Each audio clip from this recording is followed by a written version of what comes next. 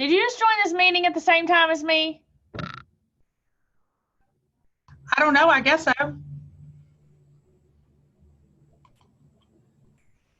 Why? Did I mess you up? Okay. So anyway, sorry. Thanks, Jessica. Hey, this is what we do, you know.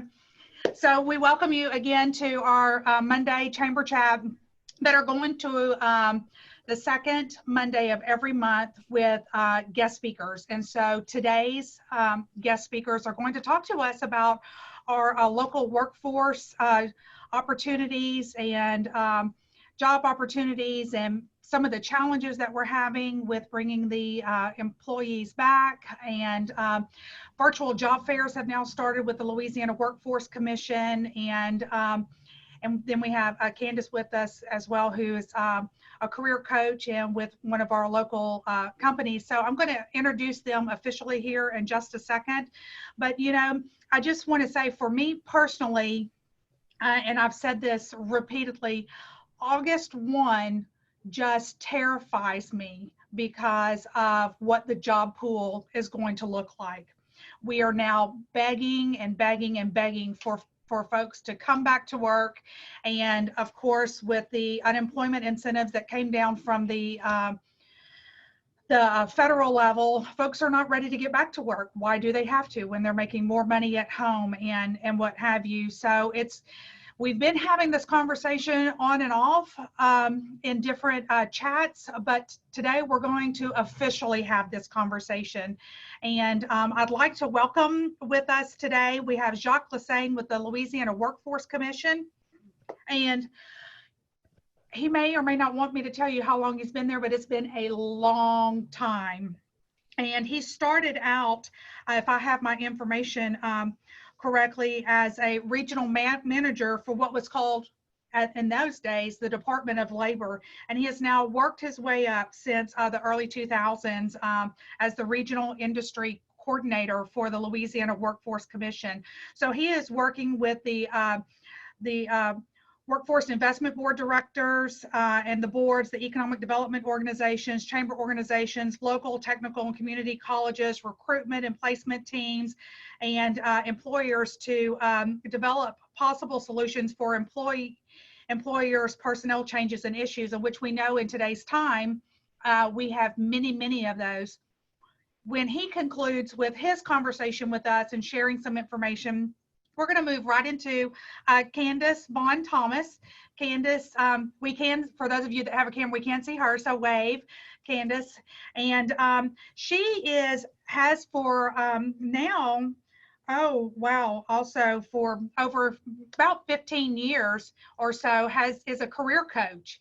And let me tell you, Jessica and I have no problems picking up the phone and saying, Kandis, I have a question. Help me as a career and life coach. And so she is just absolutely fabulous and is going to bring us a lot of insight on career development and recruitment and basic life skills. Her other job that she does is she's also a recruiter for the McGee Resource Group, which is one of our local headhunting companies. And so they partner with local and global companies, and she's out there to help find those jobs, just as we have some of our employment agencies here on the call with us today that they're doing this as well.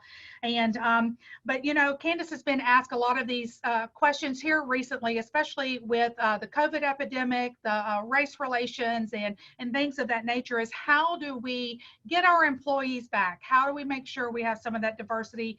And we'll bring her back at another day for a full conversation on hire and diversity. But just want her to give us a snapshot today of what the challenges are for she is hearing from the employers and what have you. So I'll go ahead and turn it over to Jacques, and Jacques will share with us what's happening at the Louisiana Workforce Commission level with unemployment and trying to get these folks to come back to work, and the virtual job fairs that the Workforce Commission is having at a state level. One has already occurred, and Jacques, I think we have two more that are coming up. Yes, we do. We had our first one last week on July 9th. We have 2 left. And our vendor has given us 50 employer slots per virtual job fair. So we have 50 on July 23rd and then 50 on August the 12th. So if anybody is interested in getting in this virtual job fair, by all means, let me know and I'll have you contact Megan, who's getting all the appointments set up for that. And as you can see there from Miss Jessica, on July 23rd is from 1 to 5 p.m. Central Standard Time. And then the one on August 12th will be in the morning from 9 a.m. to 1. So, but this is the next one coming up is July 23rd. And I know things change for people. The one we had last week was our first one. And just to let you know, we only had 30 companies. That was our maximum. Well, when it's all said and done, we had 10 no-shows of employers. So if things change and you sign up and things change, by all means, if you can, just let us know 2 days in advance before the actual job fair. Oh, you can't make it, so we can give somebody else that slot. Okay. So I appreciate that, but that's coming up real soon since nobody's meeting in person right now. So we're trying this virtual job fair to see how that will work. And like I said, just contact me or I can get you in touch with Megan and she will get you set up. And there's, of course, there's no fee. So Jacques, and there, since there are limited slots for this, in order for folks to register here to as an employer offering jobs, do they come to this website and that's where they register to have one of those 50 slots? No, actually, well, you see right here, Megan Ward at the bottom. You want to contact Megan. Okay. And so I can send you the her information when we finish, but they just changed it Friday. So you want to check with Megan there and she'll get you set up and I gave you her phone number and everything if you need. Okay. And that's been in our newsletters as well. Yes. Yes. So it's very interesting. So Beth and Kandis, y'all need to be on here. I know I logged in for the July 9th one as a job seeker so that I could see how it worked. And so if you've never been in this platform before, it's very interesting and it should work well if our employers show up. So it's unfortunate that you had a couple of no-shows. So Jacques, tell us what else is going on. What can, the end of July is coming up and folks are going to have to get back to work. What are you hearing at the state level? As of today, and that could change, as of today, there's not going to be an extension of the federal stimulus money of $600 a week. That will end the week of July 19th to 25th. That will be the last time that money is available. Most people realize that money was way too high. And so 2/3 of the claimants around the country are getting more on unemployment than they would in their job. So that is a big disincentive. We, once my role as a claims taker was finished, the task we were given was to contact employers and get the job opening so we can post it on our website and promote it to applicants. We had big success with that. The issue is we cannot get applicants to apply for those jobs. And so that's, unfortunately, that's nationwide. And so that's why a lot of employers and people like me realize it's time to go back to work.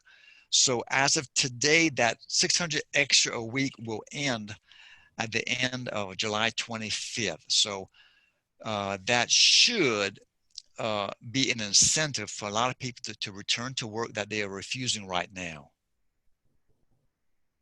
Okay, great.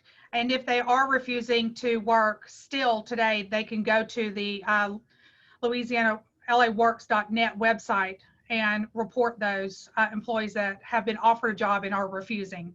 Yes, as a matter of fact, just this morning, I had a company call me from Ruston, and he asked, where does he do this? So it's laworks.net. Now, we have 2 websites. One's Louisiana Works and one's LA.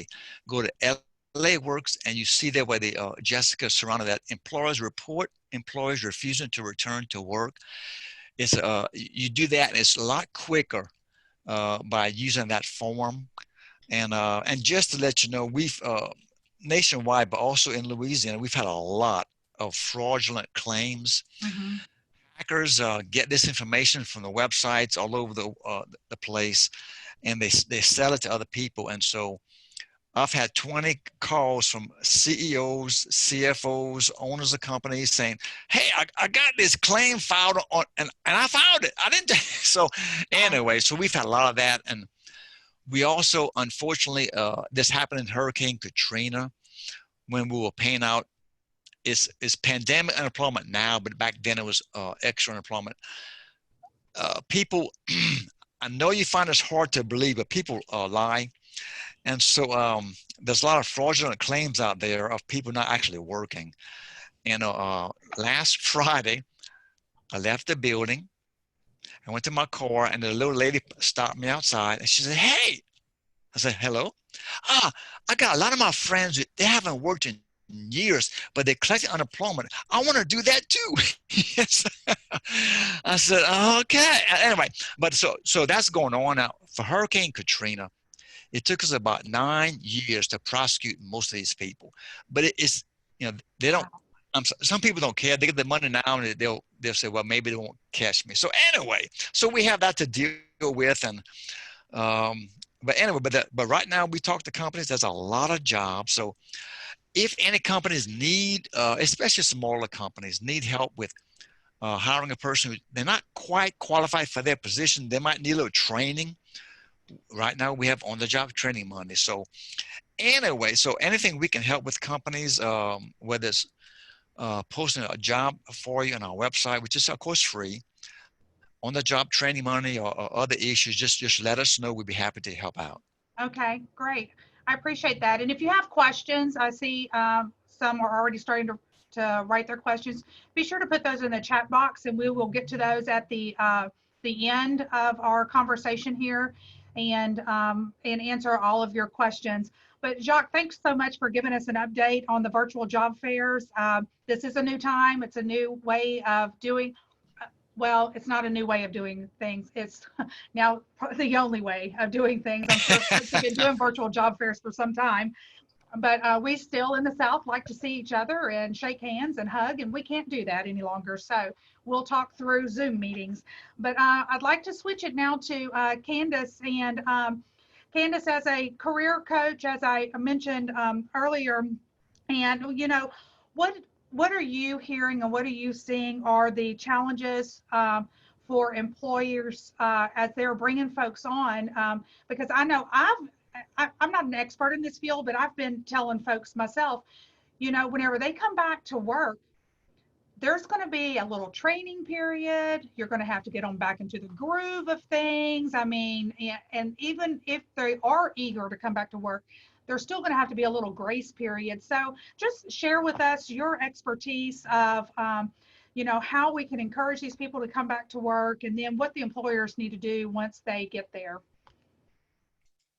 First of all, thank you for having me, Lisa. It's been quite the journey. As you all know, some people think that we're not essential workers, but I have not had an off day. So, because I've been doing a lot of consulting with employers, trying to figure out how to bring people back. And one of the things I ask them to do is to evaluate their PTO plan, evaluate their retention strategies, and also think about compensation, meaning what positions can be combined, what roles were you underpaying and what roles were you overpaying? And then also for those who, I'm glad that Jacques brought up that link, because I did inform several of my employers regarding that link, is to let them know, be honest and open, make those phone calls to your previous employees and let them know, hey, I'm letting the state know that you declined this opportunity. Make sure it's in writing.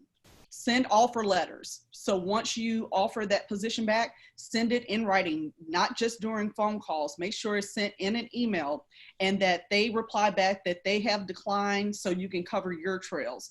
Also, with those who desire to come back, we have to think about the school system. Some of these candidates are juggling with daycare, trying to figure out if they're going to put their child in virtual learning or the hybrid program, and then trying to decide if they're going to work part-time or full-time. So also think about that too, to see if you're going to allow that person to have a flexible schedule until they figure things out. Be a little lenient during maybe the first 60 to 90 days, only because they don't know. Those who are eager to get back to work, they just don't know how they're going to manage their household at that time. So just think about that, those who have children or maybe have guardianship over their children. I know that I read today that Caddo Parish for sure is allowing third graders up to third grade to go school full-time, and then those grades that are higher, they'll offer virtual or hybrid to them. So those with elementary students, I know they're really concerned about that. And I don't mean to interrupt you, but since you brought that up, in Bossier Parish, it's K through 5 is what they're looking at for school, and then middle and high school will have the hybrid, the choice.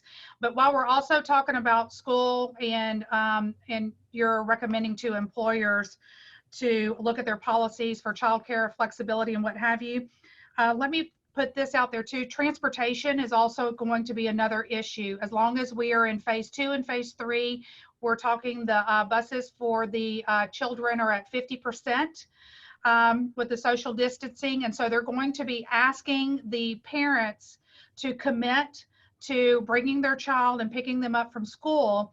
And so that means we as employers are going to have some flexibility and some policies put into place to allow parents to be able to do that. That is absolutely correct. And also I encourage HR managers. A lot of time we talk to a lot of people in the human resource department. Get with your department heads, these people that have to actually work with the people that you're hiring, and see what their needs are. And if some of those needs can be met remotely, consider remote opportunities for your employees. I know retail, you can't do that, but consider that. Also, those of you who are looking for those in entry-level positions, there are several retail companies that are closing in the area, and that leaves another pool of candidates that are open that has only retail experience. Consider them for your receptionist positions, or if you're willing to train, be a little bit open-minded, especially if they're willing to work. So there are some candidates that are out there that's willing to work, but they feel like they're not qualified because of the wording of the job description. So make sure you know the difference between preferred and required when you're writing out your job description or posting. And then another thing is that take advantage of free social media. Indeed is great. LinkedIn is great. Everyone is not utilizing that. Take advantage of the Louisiana Workforce website, but also post on Facebook. Get your friends and your family, your church members, your community to share those positions that are available. And also consider utilizing your resources. I see that Gene Simpson is on here, McGee Resource Group. There are several agencies that are out there that can help eliminate you having face-to-face interviews and going through so many applications. I promise you, it is the best investment that you could ever do for your company. So take advantage of all the free resources and the paid resources as well. Absolutely. So do you think we'll have maybe some, because we talked about the challenges of whenever they come back for the flexibility, but what about just being, getting used to, again, getting up and arriving to work on time if we're not taking a child, and sitting at your desk and actually working, and, and time management, and really I think it's more of a mindset. Folks that have had the opportunity, if that's the appropriate word, or have been forced through furloughs or what have you to sit at home, and now they're ready to get back into the workplace. When they get here, I'm wondering, are they going to be fatigued? Are they going to give out at 2 o'clock in the afternoon? Are they going to say, now, how did you answer that phone again? Remind me of these steps. I mean, it's been 3 to 4 months. That's a long time. Absolutely. I would say consider training, again, retraining, and also consider power-ups. Consider your employees' mental health. Consider power-ups in the morning, meeting every morning, discussing the day, starting off with something positive. Ask them how they're doing, check in regularly, and also allow them the opportunity to vent. If they want to talk about the school system or their children, or, you know, learning how to get back in the process of things, allow them, be open-minded. You're going to have to be a counselor for a little while, meaning that I'm pretty sure that everyone has a lot of things to say, but consider like power-ups in the morning. That's really good. When everybody comes in the office, you know, everybody at their cubicle or at their desk, everybody standing in the hallway, and, you know, you just discuss things. Or if y'all want to get on Zoom in the office or utilize Teams or whatever the case may be, but consider power-ups in the office, and also consider, you know, things that would motivate your employees. Consider your culture. The people in your organization, the people in your company, what do they need? Some people need tangible things. Some people just need a smile or a word of encouragement. Make sure CEOs, CFOs, hiring managers, that you're putting on your cheerleader hat, because that's something that you're going to have to take the extra step to do. So we're really kind of going back to a grassroots. Yes. Of the things that we got away from years ago, and bringing it back personal again. Right. And you're not just a number, or you're not just someone that's sitting behind the desk. You are definitely a part of this team, and a part of this team means that together we're a family, and if we're going to be successful, we have to do it together. So I really like that. I mean, you know, it probably freaks people out to hear the word, you're going to be a counselor for a little while, but you know, we've been saying that from the very beginning with this COVID. We're all in this together. And we're going to have some understanding and some empathy while we're still doing everything that we can to remain solvent. Right. And that's going to be a balance. Yes. Oh, yes. And then, you know, have that open door policy too. That's very important too, because, you know, there may be some policies or some procedures that employee has forgotten, or maybe they just need a refresher, but, you know, just have that open door policy that they can come within 6 feet, of course, Right. and speak to you about what's going on. Right.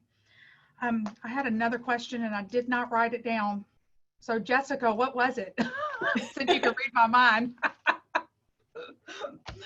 And also I want to share this too, going back to the training, is that consider remote training now. If you're not ready to bring them in, consider doing Zoom training maybe once or twice a week until you're ready for them to come back to your office. Oh, yes, absolutely. I know what I was going to say. I was talking to a business owner this morning, and reminding them, well, actually it's a potential member, and telling them that we were having this chamber chat today, and about hiring and trying to get folks to come back. And he says, I have been offering double in my maintenance areas in wages and what have you, and still getting turned down. Just cannot get these people back.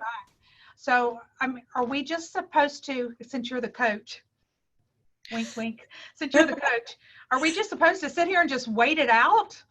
And just No, absolutely not. The thing about it is that I think that, and it's safe to say this, I think we're so spoiled when it comes to hiring that we're so used to posting a position and getting a whole bunch of resumes and being able to go through them thinking we're going to get the right candidate. No, you have to really utilize those resources. Like I told you before, think outside of the box. If you have to beg someone to come to work, they're not going to be there long. So why do you want to take that risk in begging someone if you're offering them double money and they're not wanting to show up? No, you don't want that type of employee. Absolutely. Absolutely. It's definitely a challenging time. And so what do you think those job pool numbers are going to look like when this $600 ends? So August 1. I mean, do we really think that it's just going to be hundreds upon hundreds? Oh yeah, absolutely. It is. And then you have to consider all of the doors that are going to close and they can't return. And then I'm actually going on Facebook Live to report to let them know that if they apply somewhere and there's a job offer and they decline, they're being reported.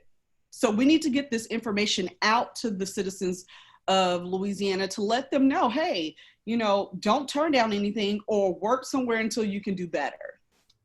At least. Right. At least. At minimum. Right. So let's kind of get to some of the questions, and Jacques is still with us. And I think maybe this question was for you. It says, will people who have applied for unemployment but not received payments yet get what they've been owed? Okay. And for many claims, there may be an issue whether they receive the 1 day of holiday pay or bonus pay, etc. That does delay a claim. And it's been taking 4 to 5 weeks to get that cleared up. So in that case, for example, once everything's clear, yes, it is retroactive. Yes, ma'am. Yeah. So once we make a decision, whether it's 2 weeks or 3 weeks or 7 weeks, whatever, if we rule in their favor, yes, it is retroactive. Okay. And so give us the dates again, Jacques, for when that unemployment will end in the state of Louisiana. Right now, it will end on July 25th. So basically this week and next week, that money is still there. And as of today, it will end after July 25th. And if I understand correctly from the folks that are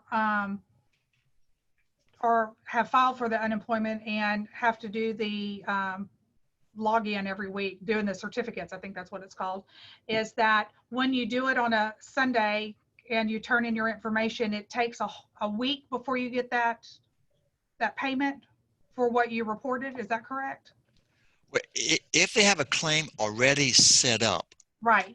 Normally, when a person does a weekly claim certification, it's about 2 days before the money shows up in their account. Okay. Now, for a brand new claim, it takes about 21 days to get set up for a clean claim. And then and of course, right now, when all this happened in March, there's no week of waiting. In normal time, that first week somebody's unemployed and file for a claim, they do not get paid for that week. But that was waived, so now a person, once they get a claim set up, it is retroactive to that first week. Okay.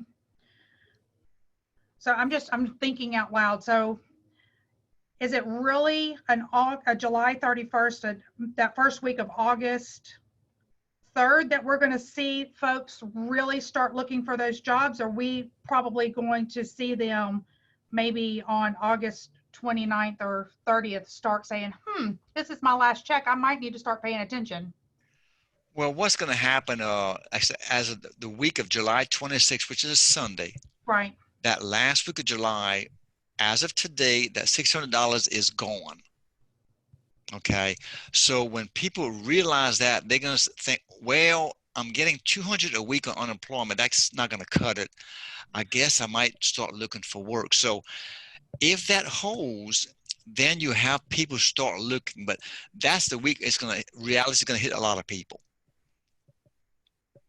So Kandis, how do we communicate to these potential employees that they need to start looking now? And because if they're interested in working, you would think that they would want to be ahead of the job seeker pool to get the really good jobs that are out there that are going to pay well and not get into that heavy competitive pay. Absolutely. So I think that it's going to take a community effort, meaning that our leaders, our business owners, as well as those within the community are going to have to push this, meaning verbalize this. This needs to be verbalized at every community meeting, at when they're signing their child up for school, when they're pumping gas, there needs to be a little sign. It's really going to take a community effort for this to get across. I can only help the pool of people that follow me, but hopefully they will share that information and pass it along. I really want to emphasize that a lot of people are in fear of what type of job opportunity or what, let me do this twofold. Some people are in fear of what employment opportunities are out there. And then you have some that are hoping that we go back to phase one again and they can collect unemployment again. We need to get the truth out there. I'm a realistic person. So I want the ones that think that we're going back to phase one and this opportunity is going to come around again and they can just sit at home and just take this risk. No, Right. no. I think that the truth just needs to be out there, and we need to stop sugarcoating things and let them know, look, here are a list of people that are hiring right now. These are the times that you can apply or apply online.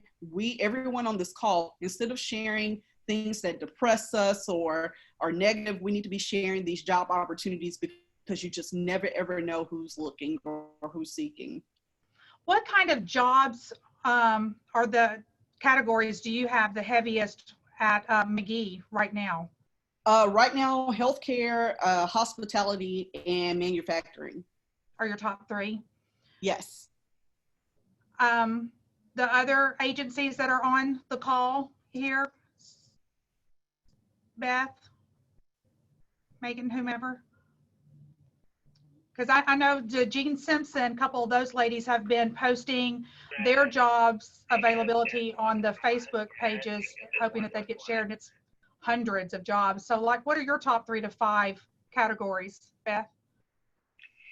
We need maintenance people. We have a lot of general labor positions open. We've got admin assistants, bookkeeping, accounting. We've got some in our professional division that are looking for some degreed and certified higher end salaried people. If they can call us, go on our website, it's posted there. A lot of it is, but if they'll just come in and get registered, you can just drive people our way. We're taking walk-ins every day from 9 to 2.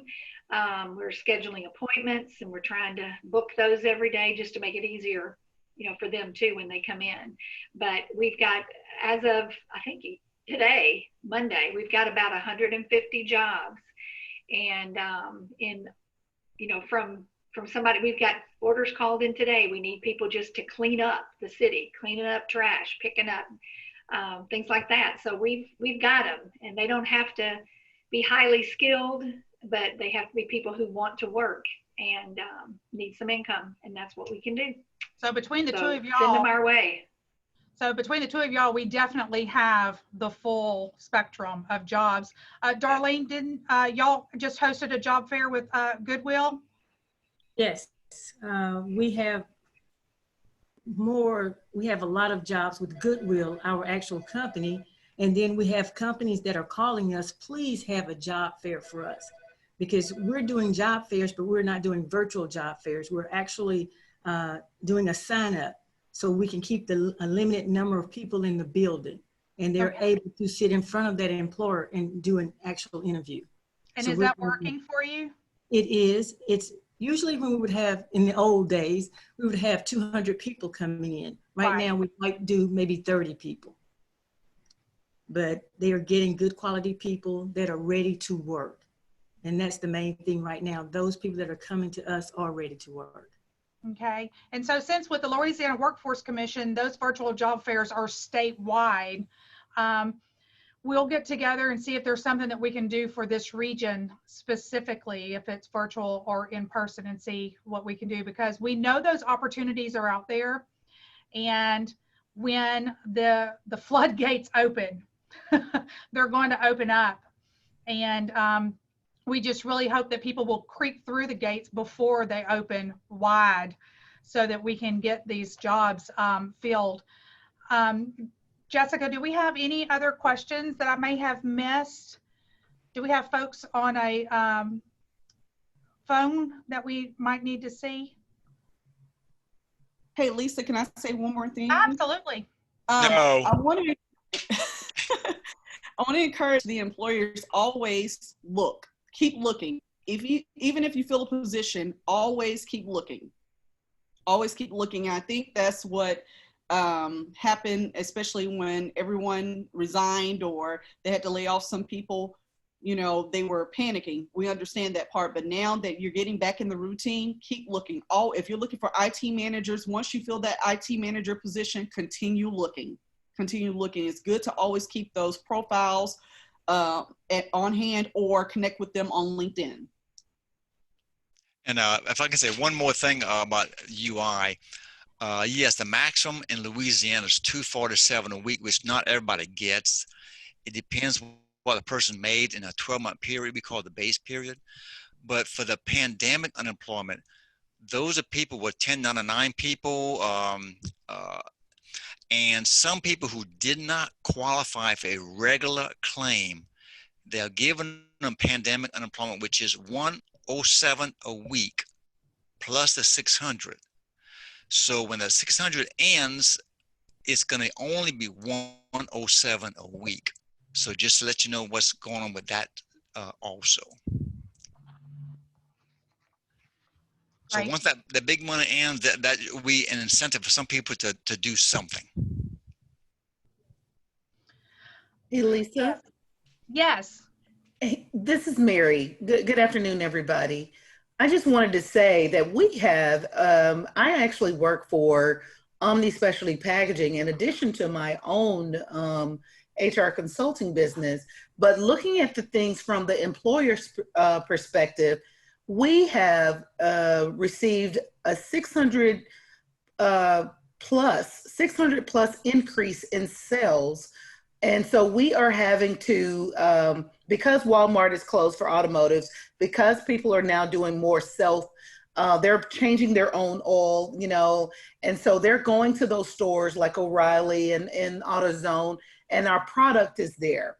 And so we have seen an uptick nationally and internationally for our company. And so we have placed multiple positions out there.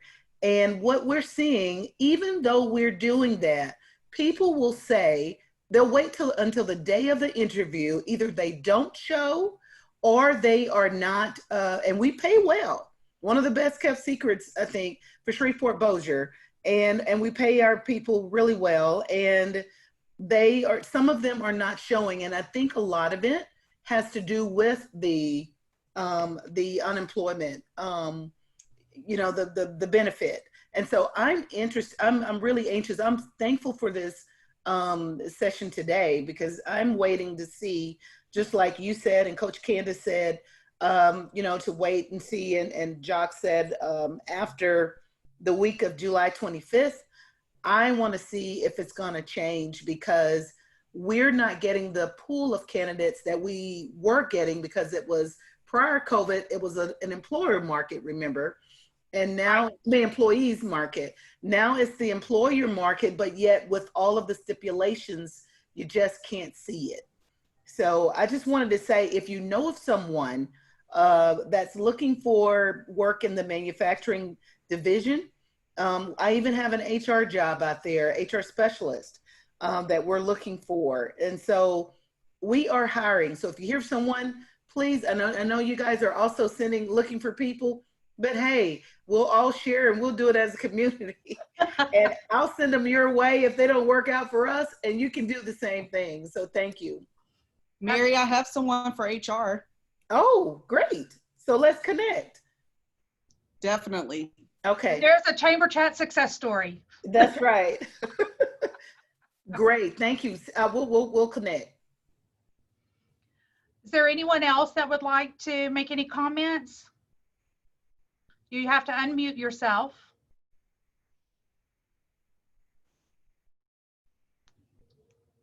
Okay, well, I just really appreciate Jacques and Kandis being with us today.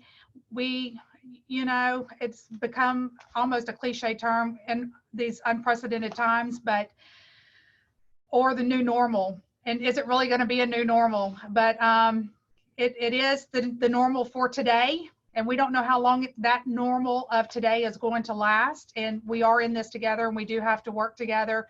So Jacques, thank you very much. Is there anything, final word that you would like to give to our participants?